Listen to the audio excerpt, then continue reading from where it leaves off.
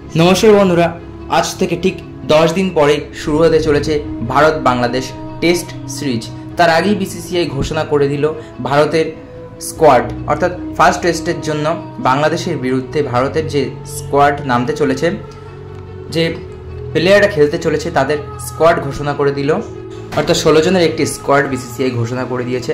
তো যাই হোক, ব্যাটার হিসেবে রয়েছে Rohit Sharma as a captain. তারপরে ওপেনিংয়ে দুজন নেওয়া হয়েছে, যশস্বী জয়সওয়াল এবং শুভমান গিল। এরপরে আছেন বিরাট কোহলি, কেএল রাহুল এবং সরফরাজ খান। উইকেট কিপার হিসেবে নাম রয়েছে দুজনের, তারা হলো ঋষভ পান্ত এবং ধ্রুব জুরেল।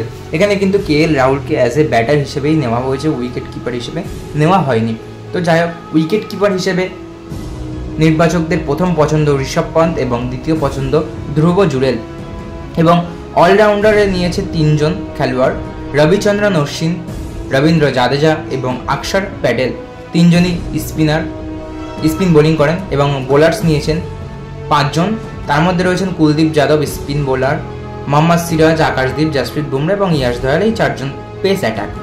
যাই হোক, এখানে অনেকের কন্ট্রোভার্সি তৈরি হয়েছিল যে সরফরাজ খান এবং ইয়াশ দয়ালের বিরুদ্ধে বদলে শ্রেয়াস আয়ার এবং হর্ষিত রানাকে চান্স দিলে খুব ভালো হতো।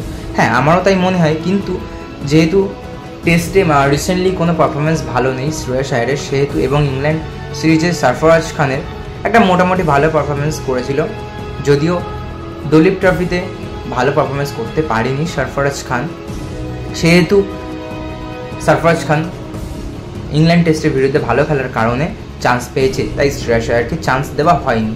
এটা আমার ব্যক্তিগত মত নয়, এটা নির্বাচকদেরই কথা। এবং বোলার হিসেবে ইয়াশ দয়ালের পরিবর্তে হয়তো হর্ষিত রানাকে নিলে ভালো হতো, কিন্তু হয়তো ভাবা হচ্ছে যে হর্ষিত রানাকে আপাতত আনক্যাপ্ট প্লেয়ার রাখা যেতেই পারে আইপিএল পর্যন্ত, হয়তো সেই কারণে ভাবনা চিন্তা করেই হয়তো তাকে চান্স দেওয়া হয়নি আমার মনে হয়।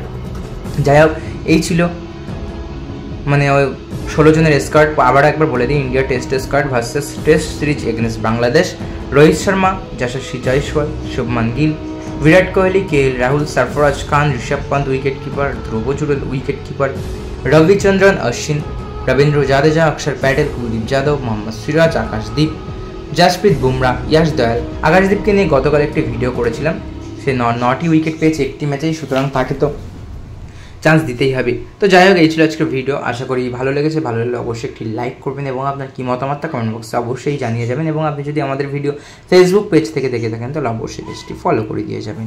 ধন্যবাদ।